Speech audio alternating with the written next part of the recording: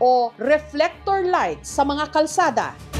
Ang aktwal na presyo ng bawat unit ng Cat's Eyes nasa 1,350 pesos lang. Pero ang nakalagay sa detailed unit price analysis ng DPWH, 11,720 pesos na ang presyo. Ibig sabihin, overpriced ng 10,370 pesos per unit. Kung may 100 Cat's Eyes sa kalsada, gagastos ang gobyerno ng mahigit 1.1 million pesos sa halagang dapat lang sana 135,000 pesos. Sa computation ni Mayor Magalong, 9.8 billion pesos ang kabuang halaga ng naibulsa para lamang sa Cat's Eyes.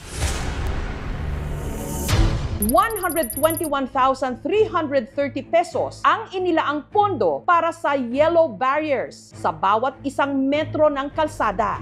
Pero ang aktwal na presyo lang daw nito, 20,000 pesos. Malinaw na ang kickback kada isang metro mahigit 100,000 pesos.